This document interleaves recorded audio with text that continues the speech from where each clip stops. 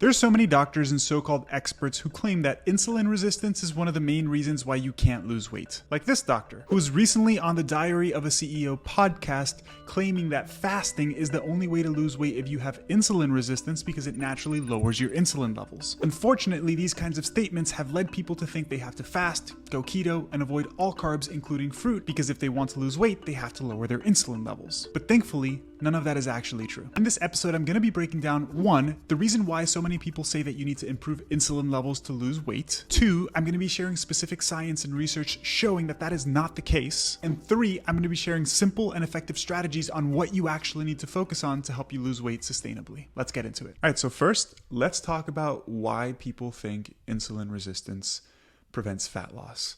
And to understand where this belief comes from, we need to understand what insulin is, what it does, and what it doesn't do. Okay, so first and foremost, insulin is a hormone. It is a hormone released from specific cells in the pancreas called beta cells. And insulin is released in response to rising glucose levels in the blood. So when you eat carbohydrates, those carbohydrates are broken down into individual monosaccharides, disaccharides, etc.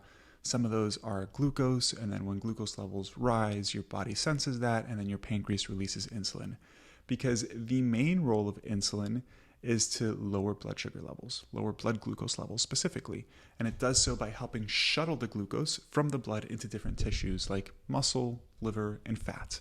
Okay, so when you eat carbohydrates, your glucose levels rise in your blood specifically, and then they go from your blood into different tissues because the different tissues use glucose, and insulin helps facilitate that process. Okay, without insulin, I won't say without because there are nuances and caveats here, but in general, without insulin, it is harder for your body to lower blood sugar levels. That's why when people have insulin resistance, they also tend to have high blood sugar levels. Okay, so that's the main role of insulin. Now, beyond that, we also need to understand that the body is typically in an anabolic or a catabolic state. And this pertains to insulin, and I'll explain why in a second. And it's why people think that insulin levels being high prevents you from losing body fat. So anabolic simply means that your body is in a state of growth. Typically, when we think about the term anabolic, we think about it in the context of muscle growth, right? Like anabolism, you're building muscle. But anabolism just means growth in general. So when you consume food, you are in general in an anabolic state because you're using that food to either repair tissues, build muscle, store fat, etc. So you are in a storage state, which is anabolic. The opposite of that is catabolic, right? You are breaking down stuff, breaking down muscle, breaking down fat, breaking down different tissues. You are using stored tissues for different physiological processes, whether that's energy production or whatever it may be, right? So typically when we are fed, we are eating, we are in an anabolic state. We are stimulating anabolic mechanisms of growth and storage. And when we are, for example, fasted, we are in a catabolic state because we are breaking stuff down. Those are two opposing mechanisms because they're triggered by different stimulus or stimuli, I should say, right? So it would make logical sense that when we are in an anabolic state, our body slows down or shuts down catabolic processes. Because if we are fed, your body doesn't need to break down fat for energy, as an example. And it also makes sense that when you are in a catabolic state, your body is not prioritizing anabolic processes. This is why, in general, if you're in a calorie deficit or you're losing weight, you don't really build much muscle, if any at all, because it's not stimulating anabolism, right? Now, I bring this up because insulin plays a role here. When we are fed, when we consume food, we are in an anabolic state. And so insulin actually slows down. I'm not going to use the word shuts down, which is what a lot of people on social media use, but the truth is it slows down catabolic processes. One of those being beta oxidation. Beta oxidation is the process by which our bodies break down stored fat. Okay, so breaking down fat, using fat for energy is through a process called beta oxidation. And essentially, when insulin levels are elevated, insulin itself slows down beta oxidation. So this is where the claim that if your insulin levels are high, you store fat and you don't burn fat comes into play, because the whole idea is like if you have higher insulin, you're slowing down fat burning processes, so you can't burn fat, right? And this is where it leads to the arguments that you have to do low carb or keto or fasting to keep your insulin levels low so that you can lose fat. It kind of makes logical sense, right? It's like, oh, insulin slows down beta oxidation. So if we have high insulin levels, then we can't lose weight. But it's not that simple and straightforward whatsoever. So the next thing I really want to talk about is why it's not the case and why insulin levels actually don't prevent fat loss. And we're going to do so by taking a deep dive into 5 specific research studies that touch on different points of this argument. But before we even cite research, I think there are some really simple points that I want to bring up that we can use to start debunking some of these claims. First and foremost, insulin levels never drop to zero, right? You always have some insulin in your blood. So whether you're consuming carbohydrates or not, you have some insulin in your blood. So it's not that insulin just like prevents fat loss. It depends on how much insulin we have circulating, right? It's not just like this black or white thing, like insulin is bad, insulin is good. Like everything in physiology and nutrition, there's nuance. Quantity matters, timing matters, insulin, your sensitivity to insulin matters as well. Because it's not just about insulin levels, it's about insulin being able to exert its effects. And by definition, when you are insulin resistant, it means that insulin cannot exert its effects on different tissues. So even if you have high insulin levels, if insulin is not working properly because it's not exerting its effects, such as in somebody with insulin resistance, well, then it's not really going to be slowing down those fat burning processes, right? So that's just one quick little point there as to why like this whole argument of insulin resistance stopping fat loss kind of breaks down. In addition, we typically have insulin levels spike when we consume food, but then when we're not eating, they come back down. So it's not like you're just in this anabolic state 24/7, right? There's time between meals when we're technically fasting because we're not eating. We all sleep at night. So it's about the net balance in terms of how much fat we store and how much fat we burn, not just whether or not we're eating carbohydrates. And the last but most important point that nobody ever really brings up to this argument, and I think it's a really simple point to understand, is that fat burning, like burning fat, using fat for fuel, does not mean fat loss, right? The whole idea is like, hey, when your insulin levels are high, it stops you from burning fat. Thus, you don't lose fat. But that's not true, because you can literally burn fat all day on a low carb diet, but if you store more fat than you burn, you will gain fat because it's the net difference, right? It's like, it doesn't matter if you spend $500 every day. If you make $1,000, you're going to be saving money. And it doesn't matter if you, let's say, spend $750 a day. If you're only making $500, you're going to be losing money, right? So it's about the net balance. So when you are on like a keto diet or a low carb diet, yes, you quote unquote technically burn more fat, but you also store more fat, because a high fat diet, which a ketogenic diet is, it's easier to store dietary fat as fat, right? Whereas when you eat a higher carb diet, yes, you burn less fat objectively, but you also store less fat, right? So it's not about what fuel sources you're using for energy. It's not whether you're on a high carb or a low carb diet that influences whether or not you lose weight. And what I want to do now is break down some research studies that are going to debunk some of these claims. So the first study is a study published in the Journal of Diabetes in 2009 that shows that when calories are matched, low carb and low fat diets lead to similar amounts of weight loss and similar improvements in insulin resistance. So essentially what we're showing here is that diet composition is not the magic lever. The energy deficit is the amount of calories consumed, okay? So in this study, 24 adults, all 24 adults were either overweight or had obesity, were randomized for 8 weeks to either a low carb or a low fat diet. So the low fat diet was about 20% of total calories from fat, and the low carb diet was 20% of calories from carb and 60% of calories from fat, right? So the main difference was the macronutrient composition. However, Both diets were equated for calories. All 24 individuals were at a 500 calorie deficit per day, and the food was actually weighed and provided to the participants, so it was very well controlled. You might be thinking like 24 people is not a lot, but when you have a smaller sample size, but you have a lot of control, like the food is being weighed out and provided by the scientists, then it's a very robust experimental design. And what the researchers found was that both groups lost significant weight, and there was no difference between the groups, okay? So whether they ate high carb or low carb, they lost the same amount of weight because calories were controlled for.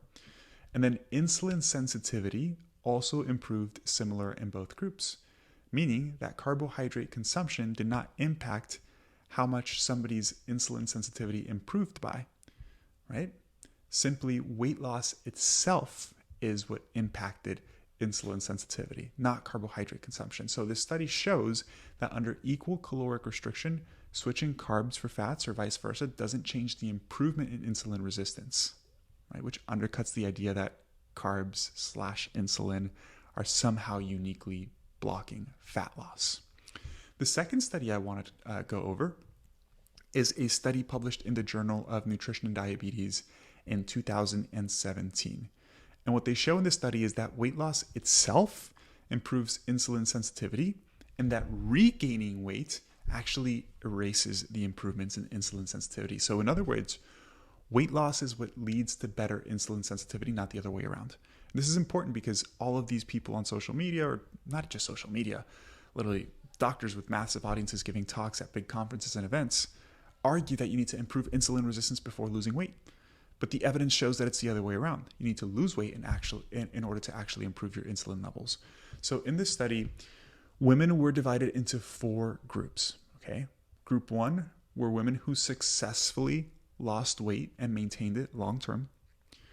Group 2 were BMI matched lean control. So these were women that were lean but had not lost weight. They've just been lean their whole life. Then we had the third group who were weight loss relapsers, so women that lost weight but then regained weight. And then we have BMI matched obese controls, so not women that relapsed, but women that were just overweight and matched for BMI. And what the study showed was that women who maintained weight loss and the BMI matched lean controls had better insulin sensitivity than the other 2 groups, the relapsers and the women that were overweight, right? And the strongest predictor of insulin sensitivity was the percentage of weight lost. And the biggest predictor of worsening insulin sensitivity, so increases in insulin resistance, was the percentage of weight regained. So how much weight somebody lost or how much weight somebody gained was the biggest predictor of how much their insulin levels improved or worsened, okay? So the study directly links the amount of weight lost to better insulin sensitivity and shows that weight regain reverses improvements in insulin sensitivity, which is consistent with the notion that you need to lose weight to improve insulin, not fix insulin before you can lose weight. Now, this third study was published in the Journal of Clinical Nutrition in 2019, and it's about intermittent fasting, because one of the things you'll hear a lot is that you need to fast in order to improve your insulin levels. And what the study shows is that intermittent energy restriction, aka fasting, is not superior to being in a continuous calorie deficit for insulin sensitivity when weight loss is matched, meaning that fasting itself doesn't have unique benefits. And I think this is an important topic to talk about because a lot of these gurus mention that you need to fast and that fasting is uniquely beneficial beyond being in a calorie deficit, because when you don't eat at all, your insulin levels are low.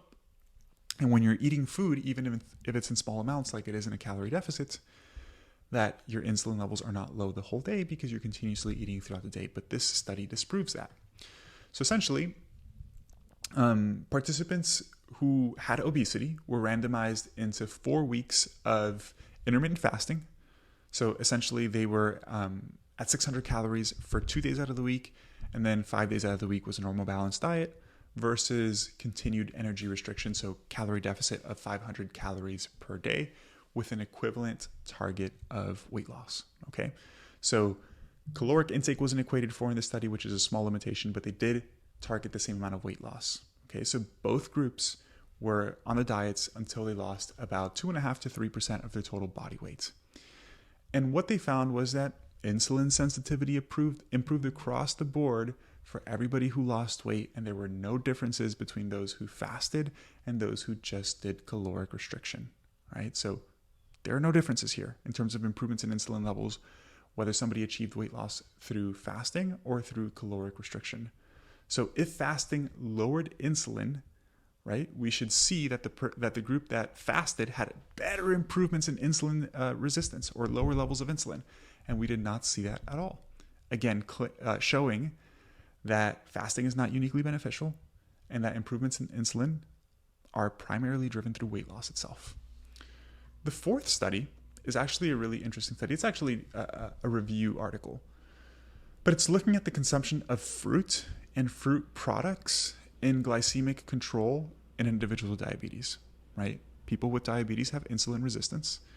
They have high levels of blood sugar. They have high levels of insulin. And this whole idea is that they shouldn't eat carbohydrates. They shouldn't eat sugar because it's bad for your blood sugar regulation.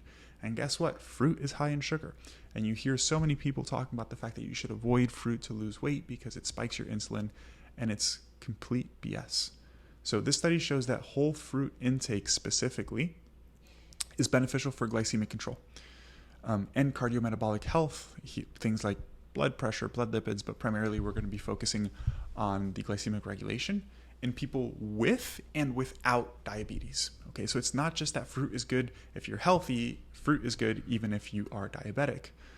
So they looked at this is essentially a review article that looked at many clinical trials that evaluated the effects of fresh fruit consumption, dried fruit, and fruit juices on glucose and insulin on metabolic markers, again, across different populations, people with diabetes and people without diabetes. And essentially what they found was that fruit, whole fruit consumption, and fruit-derived products, like dried fruit, fruit juice, etc., tend to be beneficial or have a neutral impact on glucose metabolism, right? And it was more favorable, like better improvements with fresh fruit and some dried fruits over juice, which makes sense because juice is just the juice of the fruit and you're getting rid of a lot of the nutrients and the fiber there. Like the whole fruit is best. And obviously attention to like total caloric intake is important. As we've talked about all this data, it shows that calorie restriction, weight loss itself is the most important thing.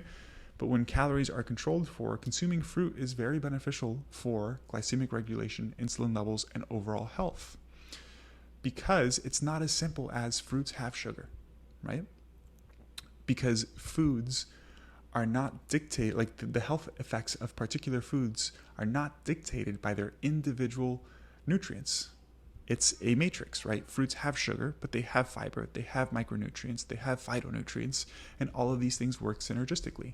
So the study really undercuts the simplistic view that carbs spike insulin so you can't lose fat narrative. It's just not true, right? The carbohydrate source and the total energy, aka total calories, matter a ton. And you can and should include fruit while losing weight, and it will help you improve your overall health, including insulin sensitivity. Now, the last study I want to talk about here is a study published in the Journal of the American Medical Association, so JAMA, back in 2018. JAMA is a highly respected journal. And this is really the one that's going to hit home for this whole idea that insulin resistance prevents weight loss, okay? Because if it did, if we see people doing high carb diets, low carb diets, all these things, essentially what we would anticipate to see is that people who start off a weight loss journey or start off a diet with higher insulin levels should have a harder time losing weight than people who start off a diet or a weight loss journey with lower insulin levels, okay? And what this study showed is that baseline insulin levels do not affect weight loss in any way, okay? So in this study, 609 adults without diabetes were randomized to a healthy low-fat diet or a healthy low-carb diet for 12 months. And they emphasized diet quality, so they were eating whole foods, healthy foods, etc. And the results were looking at the correlation between weight loss and baseline insulin secretion, baseline insulin levels. Over the 12 months, both groups, so the low carb or the low fat diet group, lost about 5 to 6 kilos, so 10 to 12 pounds. Pretty much the same across the board. Again, showing that diet composition doesn't really affect weight loss differently, but total caloric intake does. But here is the interesting part. There is no interaction, we should say no effect, of baseline insulin levels or baseline insulin secretion on weight loss. Meaning, the people that were on the low carb diet, whether they started with high insulin levels or low insulin levels, they lost weight the same. People who were on the low fat diet, so high carb diet, if they started with low insulin levels or high insulin levels, they lost weight the same. Again, meaning that insulin does not impact weight loss. Weight loss impacts insulin. All right, so pretty simple and straightforward. Those are 5 pretty well designed and controlled studies showing that insulin levels, carbohydrates do not impact weight loss independent of caloric intake, and it's weight loss itself that drives improvements in insulin, not the other way around. Now, what's important is to discuss why this happens. And it's because we have to understand the physiology of what causes insulin resistance in the first place, okay? Insulin resistance is not driven through dietary composition, meaning if you eat more carbs, that doesn't cause insulin resistance. Okay, it's primarily driven by body composition. Okay, so specifically adipose tissue, fat. When you have more fat, you have more insulin resistance, independent of what you're eating. Because again, carbs don't cause insulin resistance. And I think it's pretty evident sometimes you can use some common sense for this stuff. There are people who are really lean and healthy and they eat a shit ton of carbs and they're not insulin resistant, right? And there are people who are overweight and you probably see that they have a low carb diet and they eat pretty healthy and they might be diabetic because it's primarily driven through fat itself and body composition. And I'm going to explain why. So as we gain fat and fat cells themselves grow, they are essentially in what's called a hypoxic environment. There's low oxygen availability. Why? Because when the fat cells grow, they're essentially crammed, and our capillaries, so blood supply, there's less blood supply to each individual fat cell. And blood obviously carries oxygen. So if there's less blood supply, there's less oxygen supply. And if there's less oxygen, they are in a more hypoxic environment, just meaning low oxygen. And hypoxia itself triggers a shift in the secretory profile of adipose tissue. So fat cells release stuff. They release adiponectin, which you might have heard of. They release different cytokines, things like TNF-alpha, interleukin 6, things you might or might not have heard of. But essentially when fat cells are in a more hypoxic environment, they release less anti-inflammatory stuff, so less adiponectin, for example, and more pro-inflammatory molecules, things like TNF-alpha and interleukin 6, right? And then these inflammatory molecules themselves, this inflammatory environment, is what disrupts insulin signaling.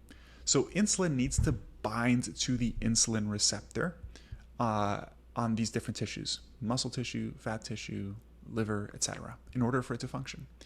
Some of these inflammatory molecules, TNF-alpha, interleukin 6, for example, which we release more of when we have more fat, actually block insulin from binding to the receptor. So it impacts the actions of insulin. And now, without getting too into the details and too nerdy on this stuff, it's not just blocking insulin binding to the receptor. Sometimes insulin binds to the receptor, and that causes things to happen inside the cell. That's what we call a signaling cascade. So it triggers a bunch of different events inside of a cell. Well, those pro-inflammatory cytokines can also block that downstream cascade of events, right? So when we have more fat, less oxygen, hypoxia triggers a more pro-inflammatory environment. Inflammation itself is then what's causing insulin to not be able to act the way it's supposed to. So again, it's not carbs, guys, because you can eat carbs and insulin will be released and insulin will function just fine. It's when we have chronic low-grade inflammation, which is caused by many things, stress, cigarette smoking, poor lifestyle choices, but adipose tissue itself gaining fat, that will then cause insulin resistance, and not just insulin resistance, all sorts of negative health outcomes, right? Cardiovascular issues, joint issues, cognitive decline, etc. Right? So it's really fat itself. So the core message here, guys, is that insulin doesn't block fat loss. It just affects like when fat is burned, but it's not what determines whether you gain or lose weight by any means. Fat loss is just driven or affected by long-term net energy balance, how much fat you burn versus how much fat you store. You can literally lose weight even if you have high insulin levels, and you don't need to do it by fixing your insulin levels first. You don't need to avoid carbs at all. In fact, you shouldn't. You should eat a fair amount of carbohydrates, specifically whole food-based carbs that are high in fiber and nutrients. And like I said, you don't need to lose weight to improve insulin. It's the other way around. Yes, you need to lose weight to improve insulin, not the other way around. So the last thing I really want to touch on in this episode is what you actually need to focus on instead. And I won't go really in depth here simply because I have a ton of episodes on the show talking about this stuff. And I would encourage you to look at some of the episodes where I talk about sustainable nutrition and the importance of muscle for fat loss.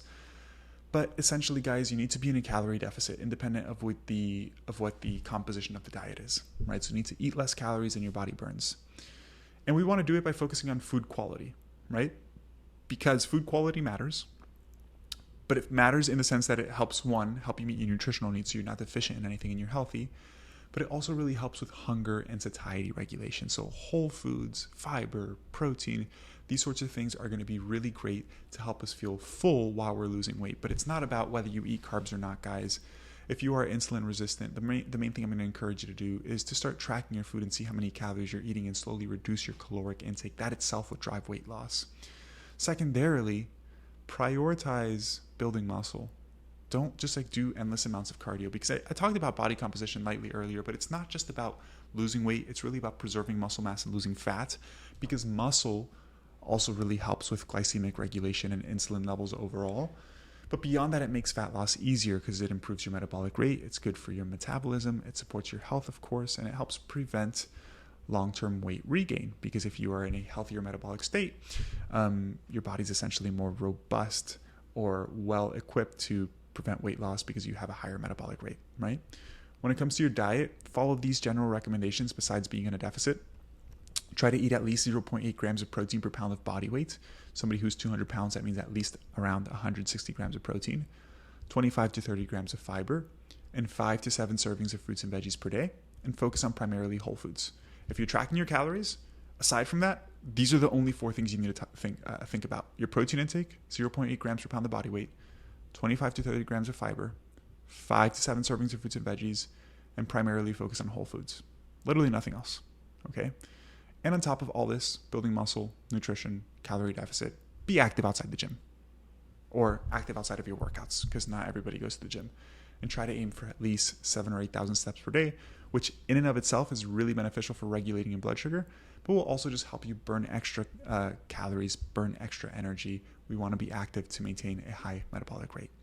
So hope this helps, guys. To reinforce the core message here, again, you don't need to fix insulin resistance to lose weight. Weight loss itself is the fix. And by the way, if you don't know, my team and I here at Fit for Life Academy work with people from all walks of life to help them lose weight, build muscle, and improve their health in an evidence-based and sustainable way so that they don't just achieve their goals but maintain them for the rest of their life. So one, if you are interested in working with us, link will be down in the description, but you can head over to our website at fitforlifeacademy.health and apply for coaching. Or if you're not ready, if you don't know if you're ready for coaching yet, we have some free resources that'll be super helpful for you. The main one is going to be our blueprint, which is a 20-page ebook that I wrote myself, detailing the specifics of nutrition, mindset, habit formation, lifestyle, and exercise to help you lose fat and improve your body composition sustainably. And it's the same principles that we help implement with all of our clients to help them achieve their long-term goals. Catch you in next week's episode. Peace.